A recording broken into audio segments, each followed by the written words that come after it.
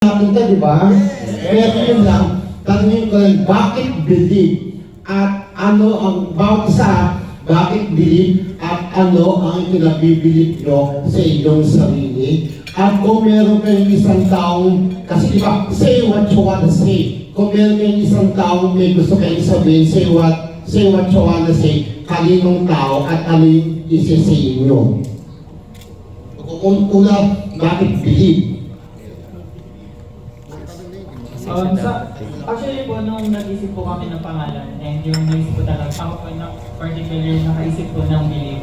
And syempre po, target po namin, especially bukod po sa Filipino fans, excited din po kami and ang target talaga po namin is internationally. So parang pag na-explain na po sa amin and pag pinakilala po kami internationally, so mapapakilala po kami and mas naiintindihan po nila easily yung pangalan po namin, which is believe. Believe din po siya, hirap na salita from English dictionary po, which is believe in yourself po. So yun po, kaya po siya believe. Ano naman yung say what you wanna say mo kanina tao yan? For me, kung sasabihin ko po sa sila Mami Honey po, which is yung Brian po, maraming salamat po kasi po nagtiwala po sila sa amin. And ngayon po, 1 taon na po kami. So, 1 year na rin po nila kaming sinusuportahan. And at the same time, binibigyan po, ginagayad po nila kami. Habang tumatagal po, mas marami pa po kaming natututunan po sa kanila. And maraming salamat po Mami Honey at Attorney Alvin po, Daddy Alvin. And especially po RS Francisco po, maraming pong salamat. Grabe po nung first interview po namin, or which is yung launching po namin, sobrang marami pong tinuro sa amin si RS Francisco po when it comes po sa pag-explain or kung paano po namin ihaharap yung sarili namin sa mga audience po and especially sa mga fans po namin, which is yung between. Maraming salamat po sa inyo. Pwede yung kayo, kung isisip pa, hahapa. Si RC ka, di ba? Yes po. RC. Okay, thank you. Thank you so much po. Yes, number 10, Mr. Bika. Okay, sir. Sir Romel. Yes, hello. Siguro kahit sino pwedeng sumunod. Siguro alam natin lahat, aware tayong lahat na ngayon buhay na buhay muli ang music industry. Mahigpit ang kompetisyon at halos lahat ay ginagawa ang lahat para makaya ang narating ng SB19. Kayo, believe, ano ang handa niyong gawin para sumikat kayo ng todo? Kahit siguro sino pwedeng sumunod. So, as believe ko, maraming salamat po sa question na yan. Because isa po sa pinag-iisipan po namin lagi as a group is what we can contribute po, no? Instead of thinking about the competition. So, ang naiisip po namin kasi is P-pop idol group industry here in the Philippines is still on its infancy stage po eh. Kaya kami po as believe as a group, gusto po namin mag-exist to be a support system po ng mga kapwa po namin gusto rin mangarap na maging idol group here in the Philippines. And sige, sagot ka. Siguro po, regarding dun sa competition, siguro po lahat naman po kami nakikita competition talaga out then inside of the people community. Kasi for us po kasi, our biggest competitor is ourselves. So, gusto lang namin as a group, maka-inspire po kami ng mga P-pop fans, and not just P-pop fans, but also that all the people that wants to support us, listen to our music. Gusto namin ipakita po sa kanila na we put so much effort on our crafts, and ayun ang gusto namin iparating sa kanila na maka-inspire kami and maka-motivate through our music. Yun po. At ko lang po siguro dun sa competition na yun. Siguro, ang galing po talaga natin sa mind yung competition. Kasi kami po mga P-pop groups po na to, meron po talaga kami isang aim po, which is yung P-pop prize po talaga. So yung P-pop prize po na yun, gusto po talaga natin palaganap po yun, outside po sa Philippines. And syempre para mas mapalaki pa po natin yung sariling atin po. So yun po. Again, P-pop P-pop prize po. Then my next question, nagka-talk show gagawin ko. Ano ang meron ng believe na sa palagay ninyo ay walang ibang grupo?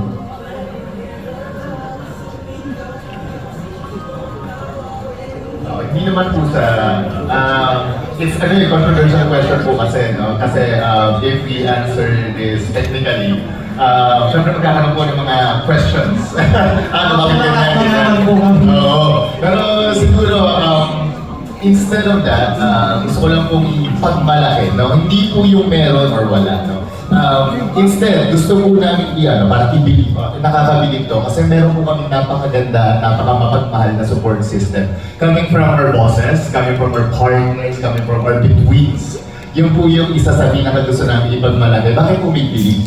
No? So, actually, we're only standing here today dahil po sa inyong lahat. So, yun po yung gusto namin pinaka-ibalandra. And last na, ito lahat kung pwede sumagot from left to right. Sino ang greatest music influence ninyo and bakit? Lahat kayo, bawat isa. Siguro po sa akin, sa local, si SB19 group. And international siguro, Justin Bieber. Yes. For me naman po is SB19 pa rin po. And kasi naniniwala ako sa goal nila sa music industry, and sa tingin ko yun din yung goal ko at ang goal ng grupo para mapangat pala din yung grupo. Ako naman po, local, si Clanky po, since rapper po ako sa group. Siya po talaga yung tiningala ako simula naman bata ako hanggang sa nandito na ako ngayon. Then international naman po si G-Dragon, kung kilala niyo po siya. Yung pinaka-influence po talaga sa akin regarding music is Bruno Mars po. Kasi ever since bata pa ako, yun siya talaga yung pinapakinggan ko. Yun lang po. For me naman po siguro hindi siya nagbago. Sarah Geronimo pa rin po talaga. Kasi as you can see po si Sarah po, once na nakita mo po siya na like hindi po siya nagper-perform, parang sobrang kalmado lang po niya. Pero kapag nag-perform na po siya, like lumalabas po talaga yung pagkahalimaw niya sa stage. So parang doon ako na-inspire na hindi lang siya singer, hindi lang siya dancer, pero performer po talaga siya. Ako po ngayon siguro po is si Charlie Puth po. Sobrang galing po kasi niya when it comes po sa mga flavors po na ginagawa niya kanta, and at the same time po paano niya po yun like dinadirect po sa mga fans niya po, and especially kung paano niya po yun dinadirect or i-send po yung message na gusto niya po ipakita sa mga fans niya po. Ako naman po pala si Carlo, si Sarah Geronimo din. Kasi parang siya yung naging example sa akin na from local, naging international. Nagkaroon din siya kasi ng training process na talaga nilook forward namin, no? And nakita po natin yung results. So, ayan si Sarah Geronimo din po. Ayun, thank you and congratulations. Thank you. Okay, thank you. Good evening po. Sorry, I don't know if you already said this a year ago when you guys came together as a group. How did you guys come together as a group? Sa audition din All po. 7 auditioned. Yes po. So, nag-host po na audition sa AQ Prime, then looking for a Bebop boy group po. So yun po, yung po nag-audition po kami. And Initially, 7 boys mo talaga yung kailangan. Dapat po 8, dapat po 8. Okay, so wala.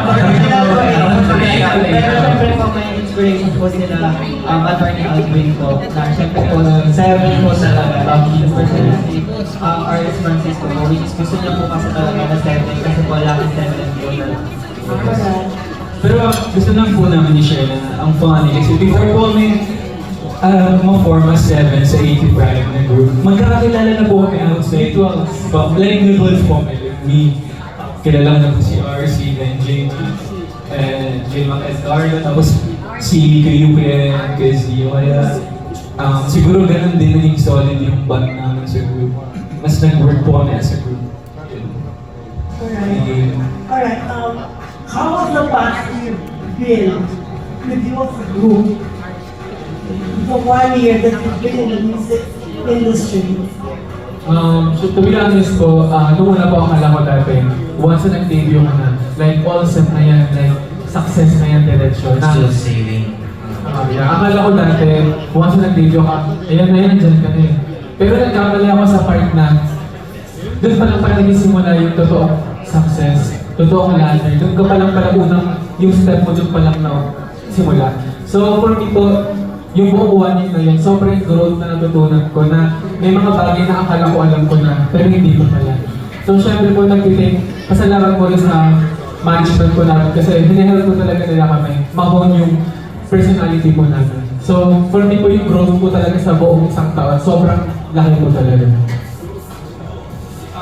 Add ko lang po doon sa group po naman is marami po kaming natutunan po. Sa group po, Yes po, sa group po. Sa isang buong taon na po na yun, marami po kaming natutunan sa isa't isa kasi po, based nga po sa mga age po namin, sobrang marami po kami matutunan sa isa't isa, especially po sa leader namin na nag-guide po talaga sa amin.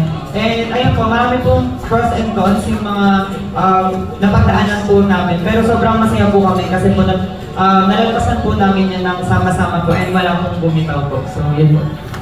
Alright.